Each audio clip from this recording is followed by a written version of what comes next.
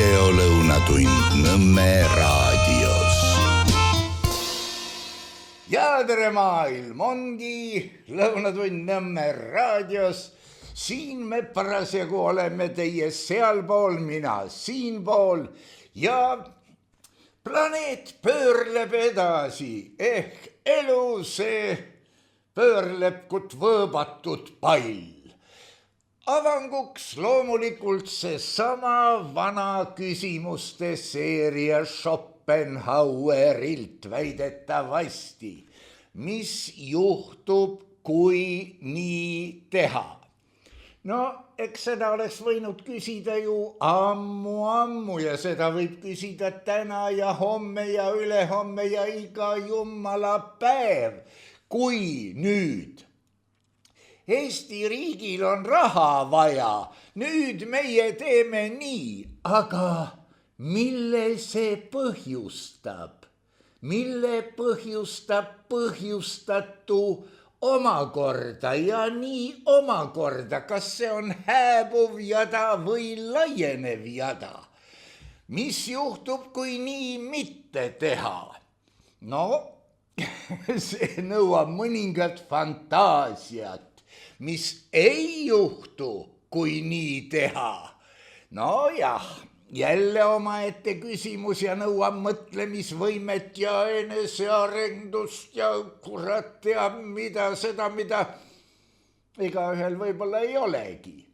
Ja mis ei juhtu, kui nii mitte teha? Nende küsimuste taustal tänaksin südamest taas kõiki neid, kes on toetanud Nõmme raadio tegevust ja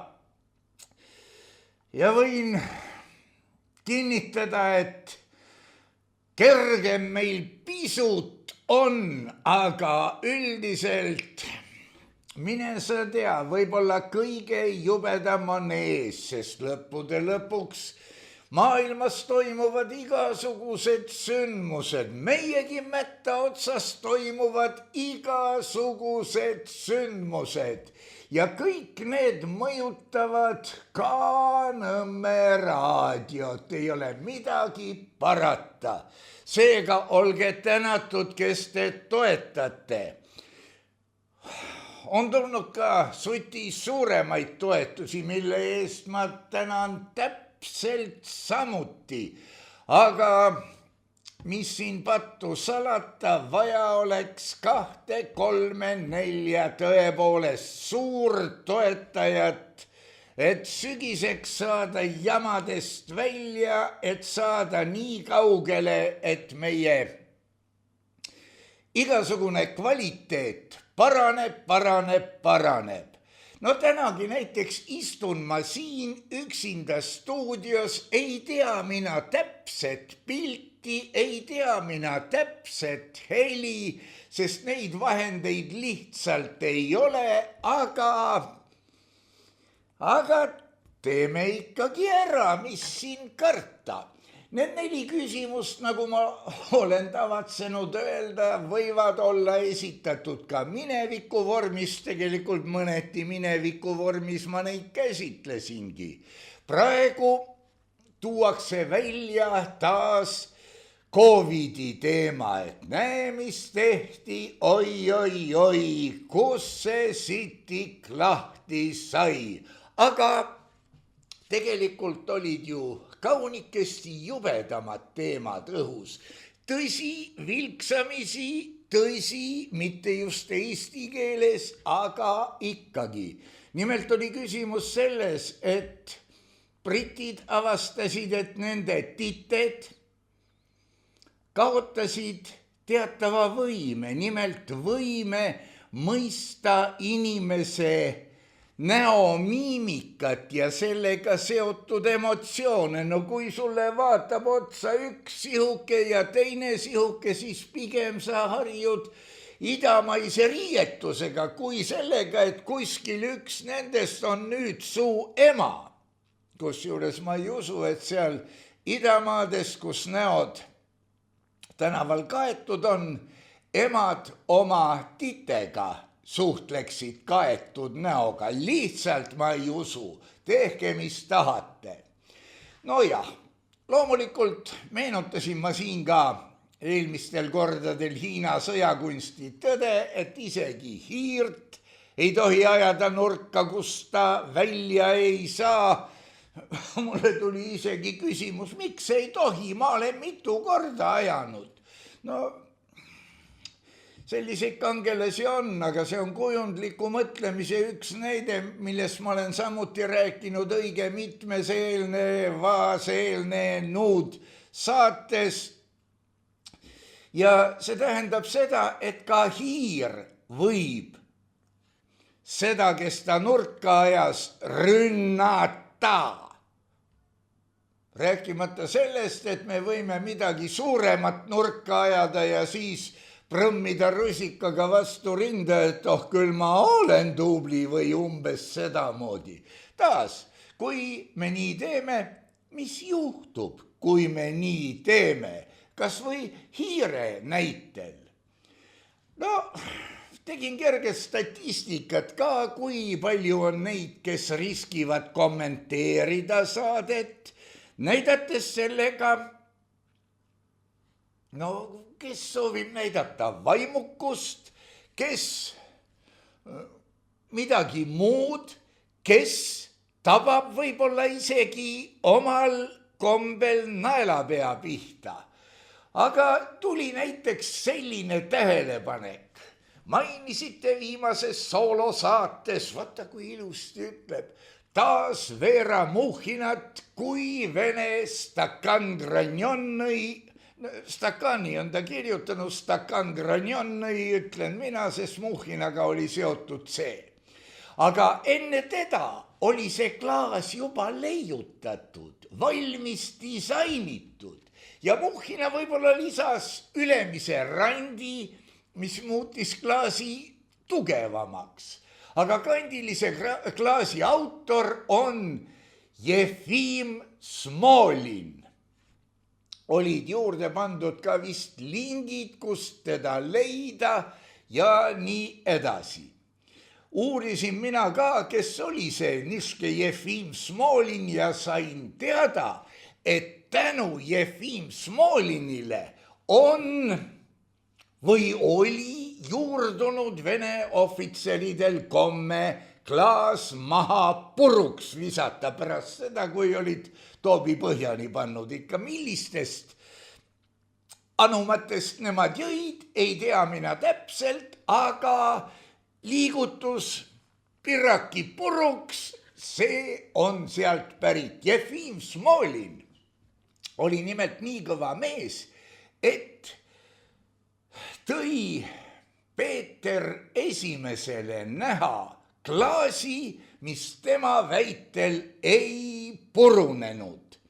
Ja see oli samasugune peaaegu nagu Vera Muhhinal, ainult et selle klaasi ühtegi eksemplari ei ole tänaseks vist säilinud. Ma ütlen vist. Sest nagu venelane ise ütleb, tšem tšort nii šutit. Aga kurat seda teab eestikeelne vaste. Viis tema klaasi Peeter Esimesele näha, see pidi olema siis kuskil 1700 pluss miinus ja Peeter Esimesele klaas meeldis. Ilmselt laskis Smolin teda põrandale kukkuda ja nii edasi ja oli tema tõesti ka siukene sakiline.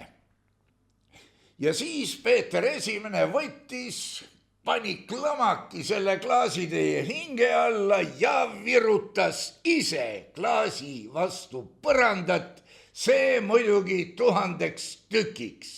Ja vaat sealt tuli komme virutada klaas vastu põrandat puruks pärast joomist. Seda just eriti, võiks öelda, et ohvitserid olid ju eliit, eks ole, ega frakk seljas sa naljalt niimoodi ei käitu, siin on stiili erinevus.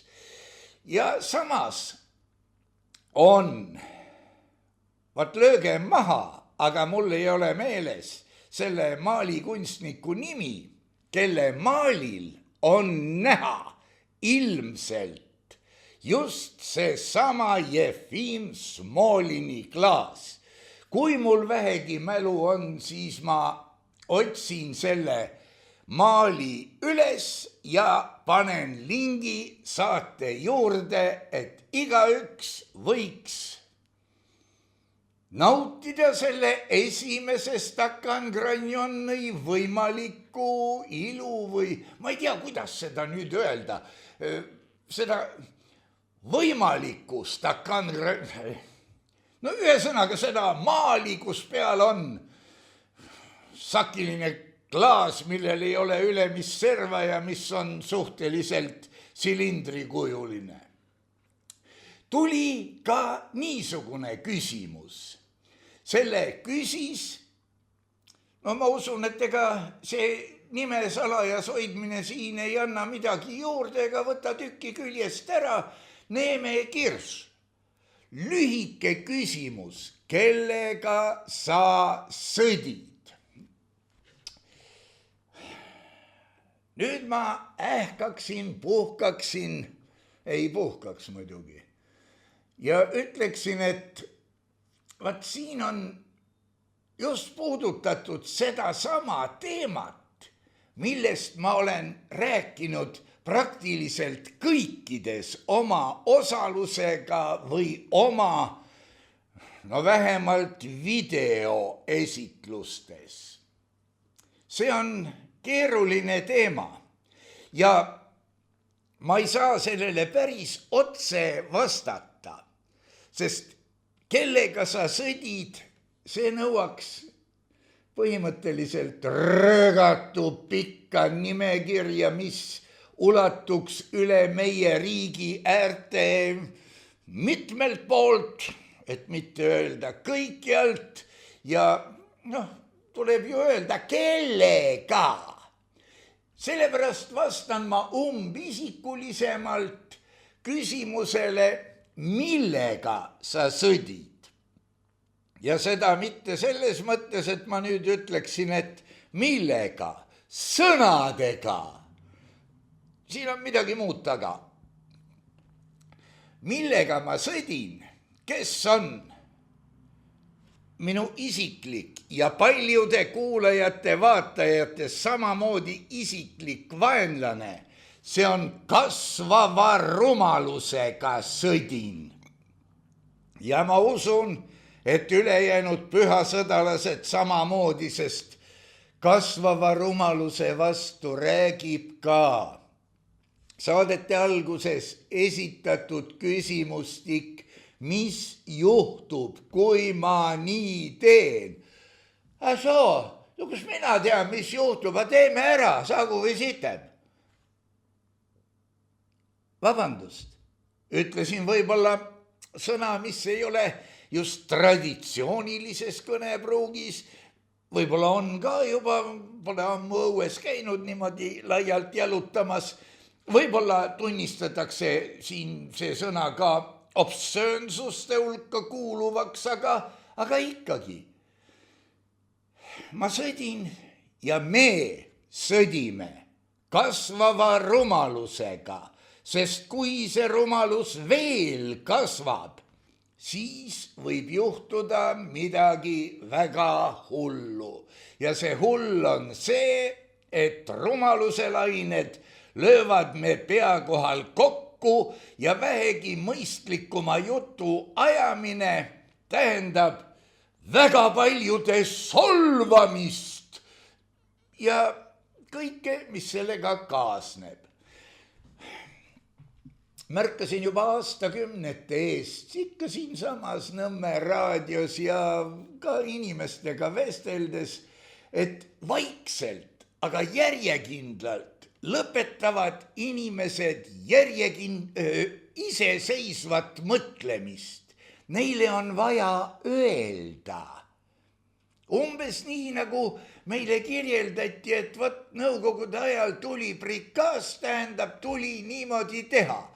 Aga mis on see suur erinevus praegu?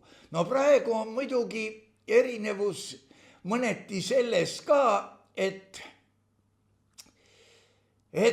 jaga ja valitse on mängus, mis tähendab seda, et kuidas ma ütlen, mina olen selle partei poolt, mina olen selle teise partei poolt, no ja nii edasi. Ja läheb muudkui aga kismaks ja enam ei saa üldse aru, kes mille poolt on. Ka Margus Alvistega sai seda teemat käsitletud. See oli siis just seesama vana armas Demet noske, mis tähendab tegelikult ladina keeles, oli vist ladina. Jah, mis tähendab, et tunne ennast või tunne ise ennast, kuidas seda võtta. Ja pärit on ta ilmselt väga-väga vana Apollo templi seinalt. Näete, juba 2000 aasta eest oldi tegelikult mures ja pole midagi parata. Enamgi veel, seda sama teemat kujundliku ja üldse iseseisva mõtlemise kadumisest käsitles ka ju, nagu ma jutustasin teile, Elon Musk. Üldiselt on see kõik kaunikesti jube, aga pole midagi parata. Niimoodi need asjad on siin maailmas kulgenud. Näete, vahepeal tuli ka stakan granjonni igaks juhuks tuua laua peale, sest ei me ette tea, mis elu meil tuua võib. Jäin ma pidama sinna juurde, et seda sama teemat käsitles ka Elon Musk. Ja nüüd lisan, et ei ole hullemat kui inimene, kes sulle ütleb, et mina olen niisugune või mina olen naasugune inimene. Alati tahaks küsida, kas teised ka teavad, ilma et sa neile pikalt ja korduvalt seletaksid, et sina oled niisugune inimene, kus üle selle pikema ja korduva seletamise peale võivad inimesed öelda, miks igavene kuradi tüütus muudkui kiidab ennast. Tavaliselt niisuguste enesekiituslike seeriate taustal on tegemist, või no õigemini, nendeks inspireerib oma mina paitamine, see on ka öeldud kujundlikult, ja kange soov olla kellegi moodi, kelle kohta see, kes jutustab, missugune inimene tema on kuulnud, et see olla selline inimene ja seega tuleb teda austada. Üldiselt, kui niisugust inimest vaadata lähemalt, siis tegemist on tavalise inimesega, kelle eneseimetlus ehk soov olla eriline inimene on pääsenud koduseinte vahelt välja. Ühest küljest ta tahab olla tavaline kuulekas inimene, nii nagu teised, aga ta tahab enda silmis ikkagi silma paista.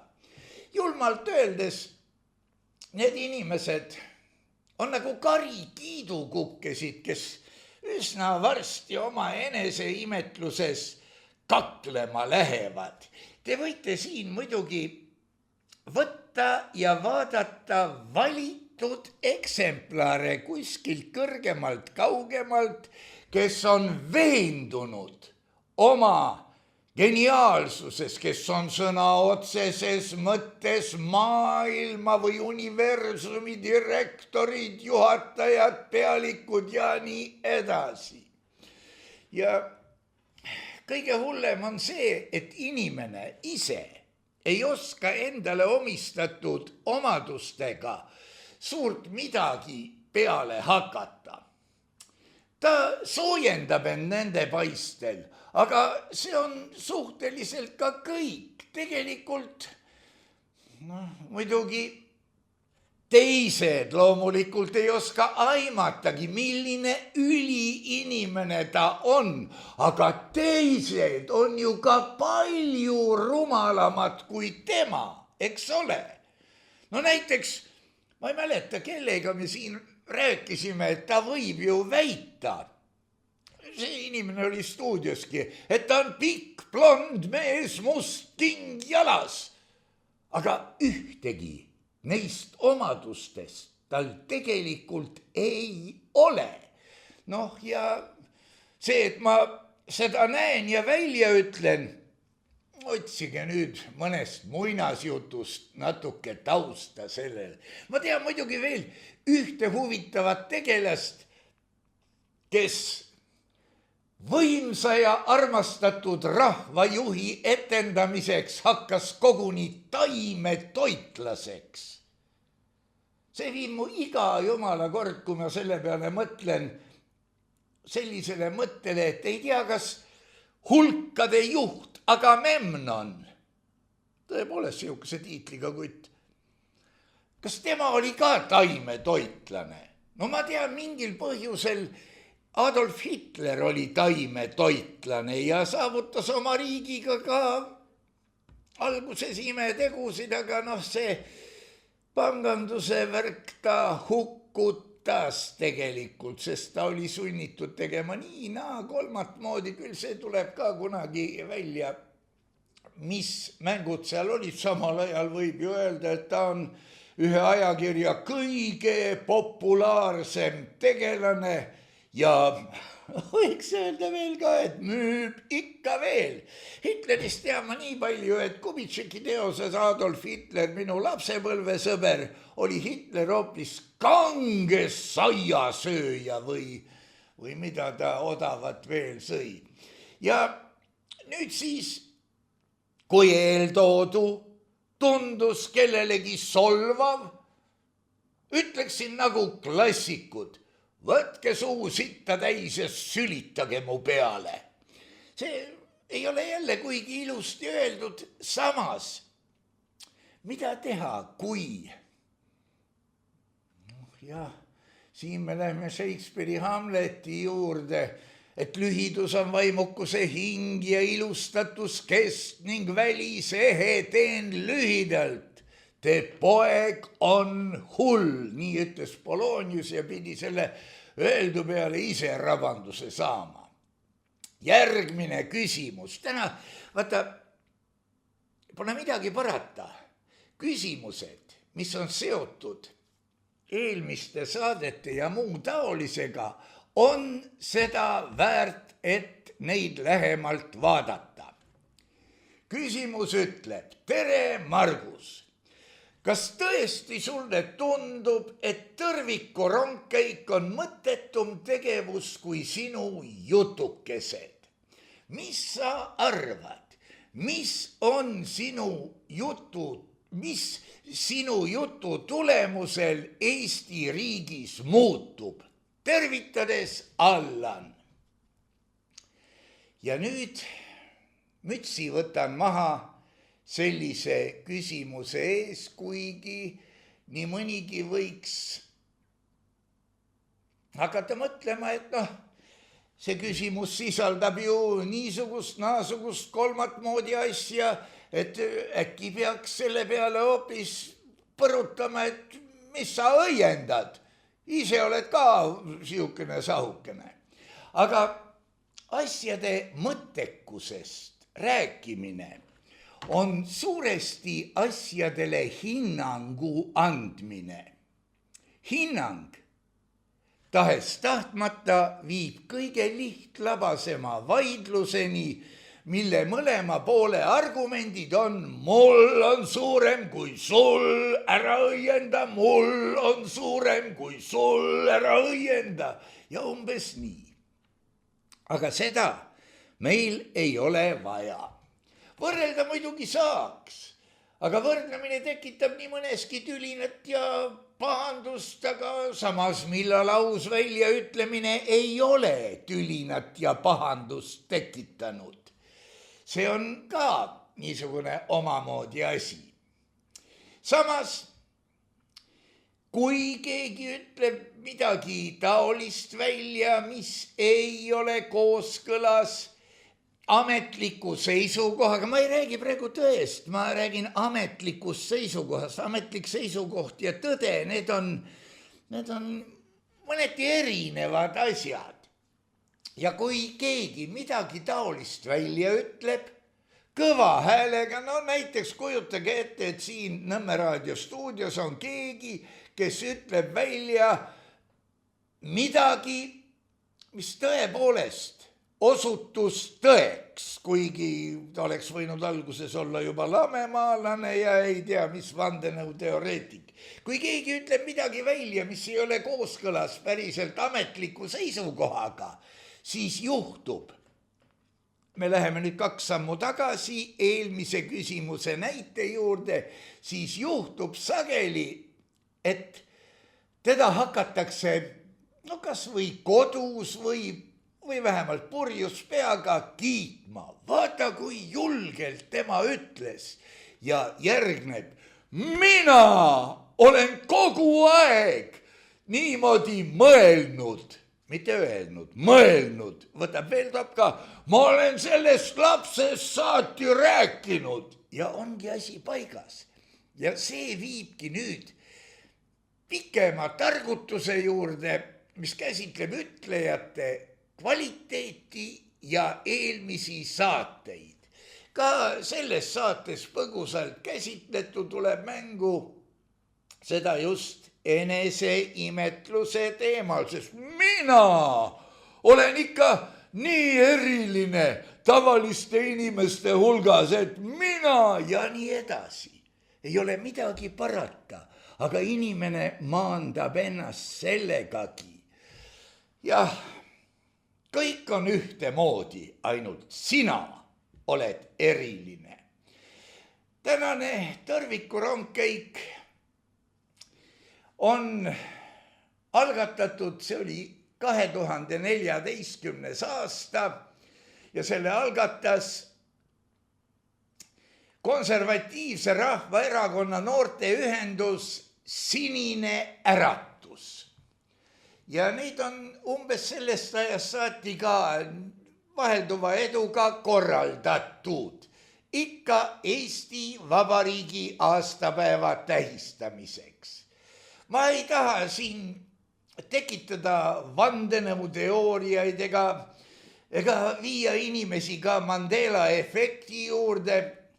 Sellepärast ei ole mõtet suuremat peatuda sellel, kuidas 2014., 15. ja nii edasi aastatel erinevad inimesed, kelle maailmavaated muidugi selle ürituse suhtes muutusid, käsitlesid üritust, mida nad kirjutasid. No kuna üritusel mängis ka niisugune bänd nagu Meie Kamp, siis Herr Sotrop leidis ühes artiklis, et see on hitlerlik Mein Kampf.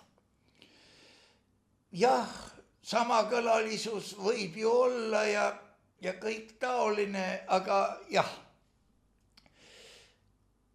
Need arvandmed ka, kui palju tõrvikurongkäikudel inimesi osales, jätaksin ma suuresti kõrvale, sest ajalugu on siiski dünaamiliselt muutuv teadus ja ei ole mõtet. Ma ei ole ajaloolane, ma ei ole hoidnud alles vastavaid materjale ja nii edasi.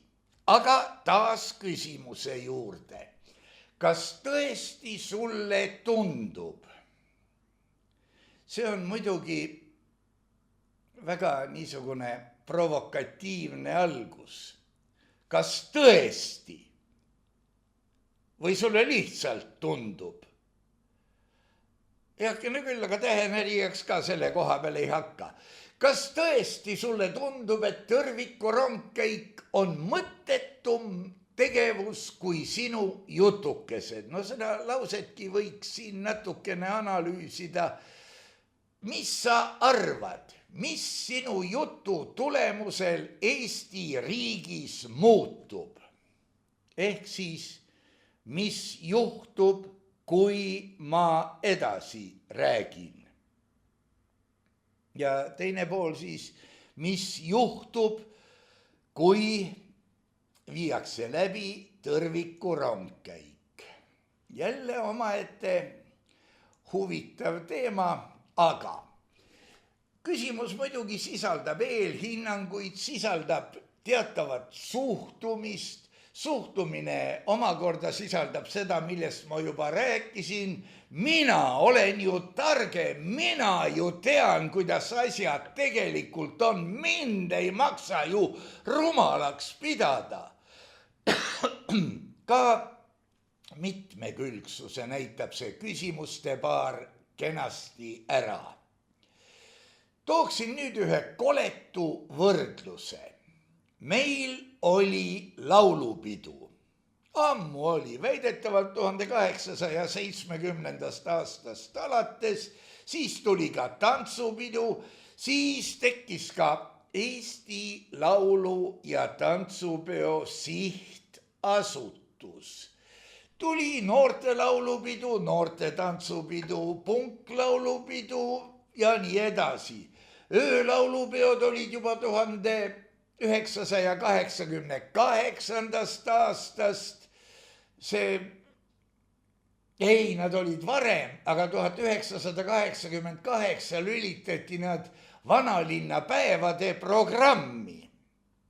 Ja mida me siin näeme? Rahvale hakati pakkuma läbi laulupeo väljaelamisteenust. Ärge kurat solvuge. Ka Herr Lott ütles kunagi ilusad sõnad, kui me osutame rahvale laulupeo teenust,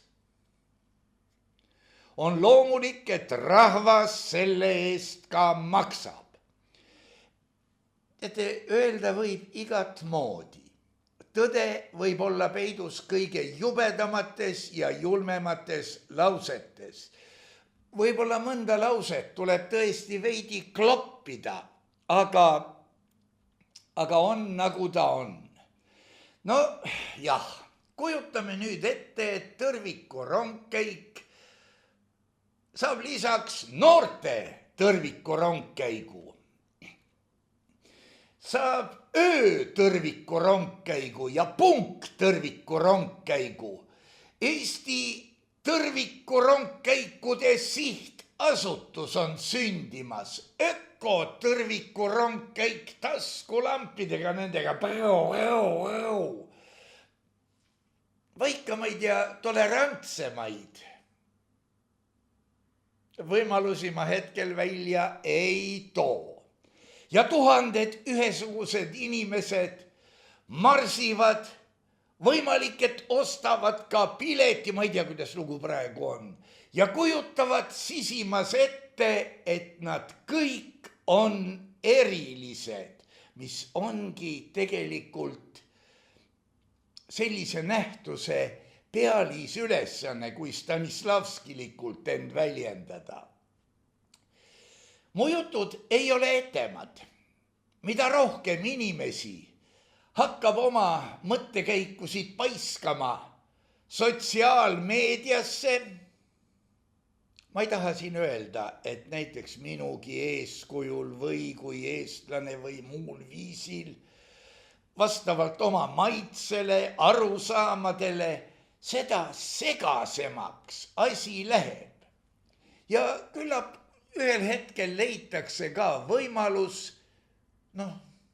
meie kallis riik leiab võimaluse seda tegevust, kui näiteks konkureerivat poliitmöla, kuskil ma lugesin selle termini, maksustada ja selle läbi võimalik, et ka tasalülitada.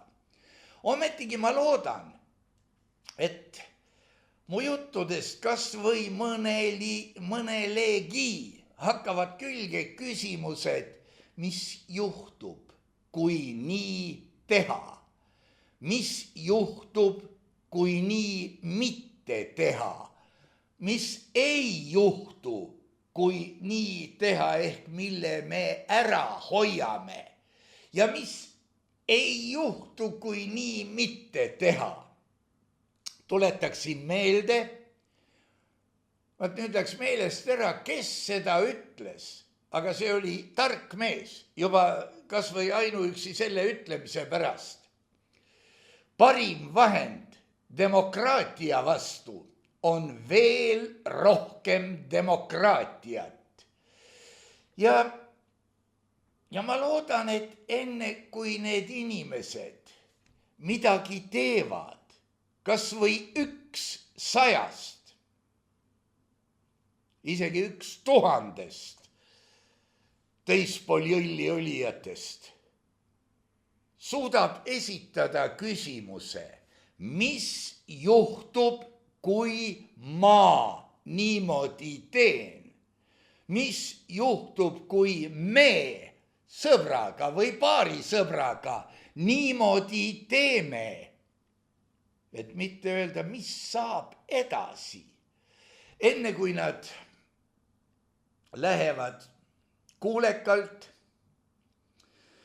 ja kalendrisse märgitult Eesti tõrvikurongkäikude sihtasutuse korraldatud rahvaüritusele. Siin ma tuleksin ka meeleavalduste juurde, mille kohta võib öelda, et viimane meeleavaldus ja seegi sutilombakas oli see, mille Tiit Madisson korraldas pronkssõduri vana asukoha juures. Ta mitmetel põhjustel ta ajas neid asju Nõmme raadiotelefoniga, helistas 10, 100 inimestele. Ole nüüd mees ja tule ka. Tule, näita, et sa oled mees ja ja tuli palju inimesi. Ja muidugi tuli ka üks eriti õnnis jobuga, kes kippus pronkssõdurile otsa ronima ja oma ütlemisi seal võimendama ja nii edasi. Aga see ei tähenda, et ärge minge tõrvikurongkäigule, minge ikka ja tehke kõik, et te mõistaksite toimuvat. Et te mõistaksite, et te üritaksite ette aimata tulemust. Ja te saate teada, mis juhtub, kui nii teha ja mis ei juhtu, kui nii teha ja nii edasi. Sama on ka minu jutukestega. Pantarei. See omakorda tähendab vana-kreeka keeles, et kõik voolab. See olla Herakleitose ütlemine. Kui ma ei eksi, Platon nii väitis, aga Platon on väitnud palju huvitavaid asju ja võib-olla paljud asjad jäävadki saladuseks, nagu jääb saladuseks, kas tõesti ka sina, Platon. Aga ladina keeli peaks see olema siis cuncta fluunt. Kui ma nüüd valesti hääldasin, mõistku herr doktor Viktor Vassiljev, kes on ladina keelt õppinud, mind raevukalt hukka. Ja nüüd ma tuleksin selle küsimuse. Kas sa tõesti arvad, et su jutukesed on etemad kui tõrvikurongkäik? No hea küll, siin on emotsionaalne külg, praegu sai selle sõnastusega natuke liialt võib-olla välja toodud, aga ma tuleksin selle küsimuse otse see samas kuradi kujundliku, aga tõele vastava vastuse juurde. Kas te olete tähele pannud, et viimase 10 aastaga või viimastel aastakümnetel või koguni iseseisvuse ajal on meie elu muutunud või kuidas öelda, järjest enam hakanud muutuma mänguks. Mängime, et elame, mängime, et oleme ameeriklased ja nii edasi. Teeskleme, et oleme keegi teine, oi jumal, et see oinapea eestlane. Ma ei tea, mul ei ole eestlane olemise vastu mitte kui midagi. Pigem tuletaksin meelde, et kunagi mingil teemal sai vastatud, et tead, ma ei saa öelda, et ma olen rahvuslane, ma olen eestlane. Ja nagu laulusalm ütleb, et olen ja jään. Ma võin õppida ära suvalise keele, riietuda suvaliste kommete järgi šamaaniks või riietuda ökonudistiks, see ei aita. Ma olen eestlane. Kõik. Aga meie elu on muutunud järjest rohkem mänguks. Meil on erinevaid tasemeid, meil on lojaalsusprogramme. Kurat võtku, kas meil ei võiks olla ka eestlase jaoks ilus mäng, näe, lojaalsusprogramm, ole lojaalne eestlane. Õpi eesti keel ära. Aga meil on igasugused, ma tean, et on ma ei mäleta, mis mänguga see oli, cashback, et saad osa raha tagasi. On mingisugused sooduskaardid, hinnangud, laikid, loteriid, rääkimata juba meile serveeritavatest meediastaaridest. Mängime, et oleme kõik nüüd nipspersekesed. Vabandust. Ja muidugi siia taustale sobib ka nagu see sinna samusesse, läks meelest ära, mida ma kuhu tahtsin öelda, mida esindab iseendaks jääv välja uuriv ajakirjanik Andres Raid meile esmaspäeviti. Siin kaamera taga, kaamera on siis siinpool, istudes. Ma teinekord mõtlen, et peavad sel mehel ikka närvid olema, et niisuguste jaburduste taustal mitte tõmblema või hüsteeriliselt naerma hakata. Aga panustame panustisse, siis on panustatud kah. Eesti tahab panustamist. Jah. Või on tõepoolest selle 10-20 iseseisvusaastatega oleme jõudnud nagu konna keetmisega sinna, et ega me ei märganudki, kui ja kuidas nii läks. Ühes pajas ju nagu nii kõik, kui me vaatame meediat, olgu siis majandus, lõpetades neiukeste vaegused ja jääb üle ainult küsida. No ma ei oska seda küsimust päriselt sõnastadagi, kas kunagi tuleb ka mälestussammas mõne hoone ukse kõrvale, et aastast kuni aastani töötas selles majas ehtne ajakirjanik. Või on nad kõik juba nii välja surnud ja unustatud, et pole kohe paratagi.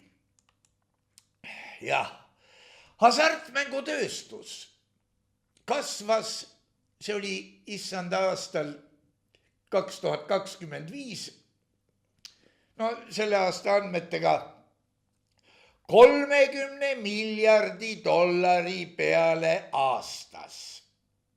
Ma arvan, see on ühes riigis, aga targemaid andmeid ma ei saanud. Kui see oli Ameerika maal, siis oli seda rohkem kui Hollywoodil. Ja nüüd on saanud hasartmängutööstusest 21. sajandi kõige efektiivsem poliittehnoloogia. Tekib loogiline küsimus.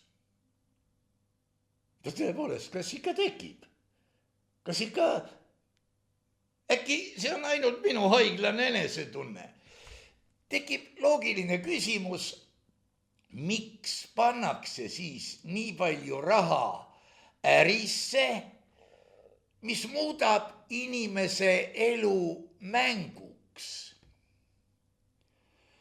Oli siukene prantsuse filosoof, võib-olla on siiamaani, nagu Guy Deleuze, ja tema kirjutas juba 1967. aastal igavesti ladnas ja lahkes kirjatükis, mille pealkirja võiks tõlkida kui etenduse ühiskond või umbes sedamoodi, et kõige mugavam viis inimesi kontrollida ei ole keelamine ega vägivald. Need mõlemad võivad, kui üle pingutada, ka lõhki lüüa. Ja selle koha peal, ma ei mäleta, kas ta Prantsuse revolutsiooni meenutas või mitte, aga jah. Kõige mõjuvam on inimese elu muutmine pidevaks mänguks, kus inimene ähib-puhib, mängib nii, et igipullid otsa ees. Ta ei saa mitte midagi muuta. Ta teab seda, aga ta vaatab ilusat pilti muutustest. Ta võidab midagi, ta kurat on ju kangelane. Naabrimees on ju lollakas, naabrimees ei võitnud. Nüüd tuleme teise näite juurde samal teemal. Aastatel 2020 kuni 2025 toimusid maailmas muudatused. No kogu aeg toimuvad, aga siis toimus 3 suurt muudatust, mis vähemalt näiliselt omavahel kohe kuidagimoodi kokku ei sobi. Esiteks, sel perioodil kasvas vägevasti sotsiaalne ja majanduslik ebavõrdsus. Juhtus nii, et 1% rikkaid hakkas valitsema, oli see nüüd 47% maailma rikkuse üle. Seega, muide, ka inimeste üle. Kas nüüd 47%, aga võib-olla rohkema, võib-olla vähema. Ühes sellega, et rikkus kogunes 1% kätte, langes rahva massi usaldus seaduste ja valitsuste vastu, aga neil oli ju ei ole häda midagi. Nad ei usalda, aga kurat temaga, mis siis, et ei usalda, naabrimees ka ei usalda. Mujal arenenud riikides ka ei usaldata. Igasugused usaldusteemalised reitingud kukkusid põmpsti vastu põrandat. Näete, meil on siin tõeline rahvuskangelane, keda usaldab 1 või 2% üldse. Ikka on rahvuskangelane, mitte midagi ei juhtu. Ja lisaks, ma usun, et helgemad pead said juba aru, langes ka koos usaldusega, kurat, protestiliikumiste otsene aktiivsus. see tähendab ei usalda, ei protesti. Millega see asendati siis? Loogiline oleks ju, et kui ebavõrdsus suureneb, usaldus väheneb ja vastuhakud, keegi võib kitli peale saada. Sotsioloogid on vaikselt järeldanud, sest kui sa sihukese avaldusega kõva häälega välja tuleb, võib juhtuda, et sinu karjääril on sa oled ebakošer, sa oled, mis sa oled? Lamemaalane oled, sa oled vandenõuteoreetik, kas sa siis ei näe, kuidas olukord on, kas sa siis ei loe meie peata peavoolust, kuidas tegelikult asjad on. Ja milles on asi, mida nemad järeldasid, et mängud ja tegevuste matkimine on hävitanud praktiliselt kogu inimestes oleva vastuhakuks kõlbuliku energia. On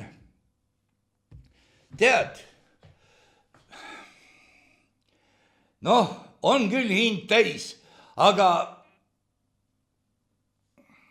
selle juurde me võib-olla jõuame hetkel vara öelda. Kui hoolega vaadata, siis inimesed kulutavad tõesti tohutult energiat igasugustele mängudele, olgu need siis näiteks elektripakettidest soodsaima valimine, tarbimine, elektri oma või gaasi oma, sõltuvalt börsi hinnast, hääletamised igasuguste asjade poolt, mis ei mõjuta midagi, poehindade jälgimine. Meie poes, näiteks Rakveres, ma räägin Tallinnast, on täna suhkur 10 senti odavam. Põrutame Rakveresse, saame nii meeletu kasumi. Beethoven muide.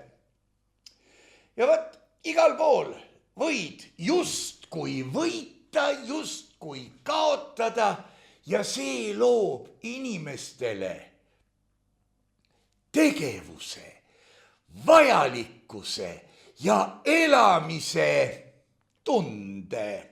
Ega nad sellepärast seda nii väga ei elagi. Kokkuvõtlikult võib öelda, et me rahmeldame, kas nüüd aga hulk inimesi rahmeldab end rihmaks, enne kui aru saab, miks ta seda teeb. Ja võt see ongi suur osa minu vastusest küsimusele, kas ma tõepoolest, aga ma jätan järelduse ikkagi teistele. Inimestel on kogu aeg valida, mis juhtub, kui ma nii teen. Ja ta valib, et närv on nii kuradi must, et teeme veel 2 tiiru tõrvikutega ümber kiriku. Linnavalitsuse luba kehtib ju kella 8-ni. Ma ei taha öelda midagi tõrviku rongkeigu kohta halvasti. Asi seegi. Aga kui te teete seda selleks, et ennast rahuldada ja endale pärast pai teha, et kurat, ma kõndisin ikka 5 kilomeetrit rohkem kui naabrimees, kui teised, ma olen ikka kui kõva mees. Kas sellest kasu on? Seda peavad ütlema kõik teised. Ma pean silmas just seda, et kas ma tõepoolest arvan, et sellest on rohkem kasu kui sellest teisest. Ma arvan, paljugi, mis ma arvan, arvake teie ise ka, aga see küsimus oli väga hea, väga täpselt torkav. Ja ma olen Allanile siiralt tänulik, et ta võttis selle puhtal kujul ette. sest see küsimus sisaldab ka ju, see sisaldab nii palju kihte. Aga ma muidu poleks saanud nii pikalt rääkida, eks ole? Et tegelikult kaunis jube. Ole tänatud, Allan, ja küsi veel. Küsige teised ka, küsige julgesti, ainult et. Eks küsides peab ka arvestama, mis juhtub, kui ma nii küsin ja fantaseerima, et aga mis juhtub, kui ta sellele vastabki. Vaat siis võib minna jamaks, sellepärast et ahelreaktsioonid, igasugused laviinid, värgid. Jah, aga nüüd võiks natuke ladnalt ja lahkemalt minna mõneti nagu eelmisi saateid jätkama, aga mõneti ka mitte. Ma lugesin ühest pealkirjast. Siin, kuna see oli pealkiri, on tegemist avaliku nähtusega, siis Evelis Padar, 1. august võrdõiguslikkuse päevana võitleks õiglasema ühiskonna nimel. No hea küll, grammatiliselt on see veidi jubedalt kokku pandud, aga käib küll. Sellel ühel päeval aastast. Aga mulle meenub siin, kuidas kunagises noorsooteatris ajas Merle Karusoo mingisugusel ametiühingu koosolekul, ma ei tea, kas see oli kogu kollektiivi ametiühingu koosolek või ei olnud, kes seda mäletab, ma olin muide ise Nuku teatris vahepeal ametiühingu esimees, sest mitte keegi ei viitsinud. Jumala eest, ma ei teinud seal midagi, aga keegi ei viitsinud sedagi teha. Aga ajas Merle Karusoo hulluks Kalju Komissarovi. Mõlemad väga toredad inimesed. Mõneti erinevad, aga on nagu on. Loeti nimelt ette järgmise aasta tegevuskava või plaani või noh. Ja seal oli umbes nii. Ametiühing seisab järjekindlalt selle eest, Karusool käsi püsti. Küsimus. Kuidas ametiühing seisab? Midagi pobiseti vastuseks ja jätkati. Meie kollektiivi ametiühing on väljas selle eest, et Karusool käsi püsti. Kuidas ametiühing väljas on? Natuke tigedam purin, jätkati. Mis see võis seal veel olla? Paljastame halastamatult ja näitame. Karusool käsi püsti. Kuidas meie ametiühing paljastab ja näitab? No need olid tolleaegsed sellised tüüpvormelid. Aga nüüd näitas Kalju Komissarov igatahes oma vokaalseid võimeid. Ja ma ei tea, kas ta läks minema sealt või midagi ta tegi või ajas Karusoo minema või lõppu ma ei tea, aga tõepoolest, kui meie partei seisab selle eest, oot, näidake, kuidas ta seisab. Nii võib peksa ka saada, eks ole. Seega mina küsiksin, et kuidas ja miks vaid 1.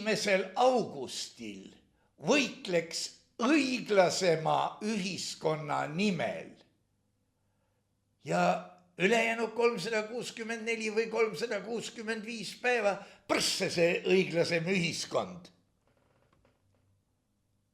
Mis toimub? Mida te tahate? Kas te tahate nui 4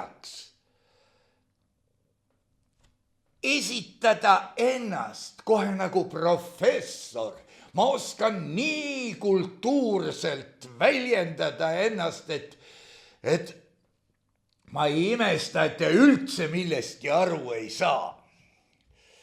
No ja seal oli siis ka, võiks muidugi Schopenhauerikult küsida ka, et kui võrdõiguslikkuse päeval võitleks õiglasema, mitte võrdõiguslikuma, vaid õiglasema ühiskonna nimel. Vaat kullakesed, nüüd te võite sellele küll ise vastata. Ja siis oli jutt umbes nii, et see mõte pole tekkinud tühjale kohale. Näed sa?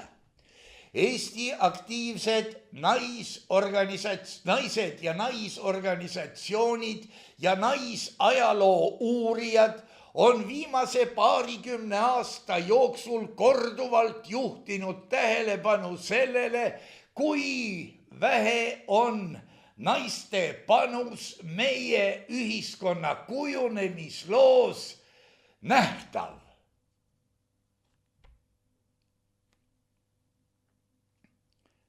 No comment.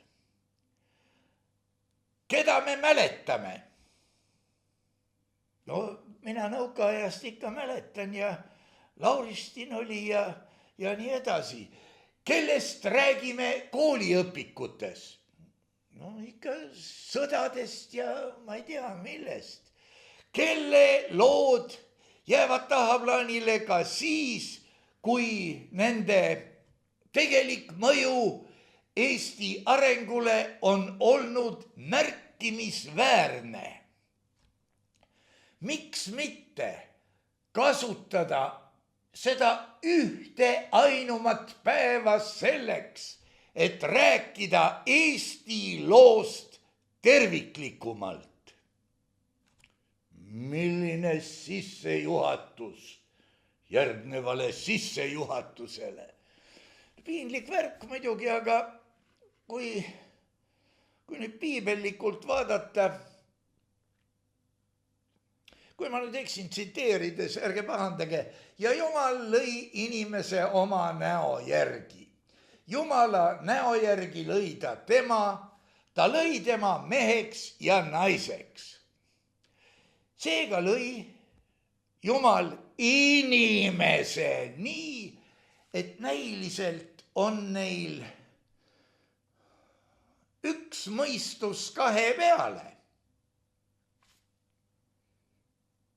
Sellele peaks nüüd herr Gräzin vastulause esitama. Ja kummalgi poolel on erinevad, üksteist täiendavad omadused. Näete, kui ma võtan klaasi parema käega, ma võtan ta ka vasaku käega, aga ma saan võtta ta ka kahe käega, kui see klaas väga raske on. Seega ma täiendan ühte kätt teise käega. Ja muidugi on veel kohutavamaid asju. Sattusin ühe välismaise suurriigi uuringu peale, kus grupp lugeda oskajaid, ma ei tea, mis aja jooksul. Ma usun, see pidi olema suur riik. Vaatas läbi 930 kaasaegset lastekirjanduse teost ja nende uurimistulemus sai jube. Nad klassifitseerisid kõik raamatud, panid aga sildikesed külge, mida see raamat sisaldab ja nii edasi, kas seal on vägivalda, kas seal on kangelaslikkust, kas seal on armastust ja nii edasi. Tulemus olla täitnud kollektiivi vaikse õudusega. Lastekirjanduse põhiteemaks ehk siis 5 jaotuses kõige vägevam oli reetke, müüge maha kõik alates sõpradest, lõpetades kodumaaga. Tundke sellest mõnu, nautige ennast. Teine määrav teema oli inimene kui loom. inimkujuline eluvorm, inimene oleks justkui inimene, aga päriselt ei ole ka, sest ta peab olema dresseeritud nagu loom ja inimesed, neil on võimalik sisendada, mida tuleb seljas kanda, nad justkui oleksid homo sapiensid, aga tõepoolest ei ole ka. Laps, kes selliseid raamatuid loeb, jääb ilma võimalusest mõelda ja mõista tegelikkust enda ümber, sest talle on ju mõõdupuu ja raamid antud. Kolmas vägev teema oli soorollide muutumine, perekonna tähtsuse hajutamine. Kustutatakse meesomadusi ja naisomadusi, kui te tahate öelda, neid ei ole olemas, siis vaadake, mehed pissivad püsti, naised ainult abivahendiga, seda vahepeal reklaamiti, aga see ei saanud eriti populaarseks. Poiss ei pea olema enam julge, tüdruk ei pea tahtma olla ilus ja nii edasi. 4. teema, julgus kõrvale kalduda normaalsest on uus normaalsus. Põhimõtteliselt, et kui sul on, ma ütlen jõhkralt, kui sul on mingisugune puue, siis sa ei pea püüdma sellest üle saada, vaid sa pead tundma selle üle uhkust. Ja 5. teema on kõige hullem. Ilma igasuguse kõhkluse ja kahtluseta lõpeta mõtlemine tulevikule. On targemad, kes seda teevad sinu eest.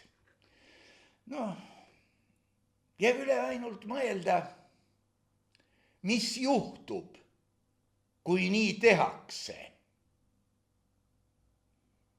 Ja ma kardan, et vastus kisub sinna kanti, et meie aladele tuginedes, et mingit põhjasõda ega suurt katku pole vaja.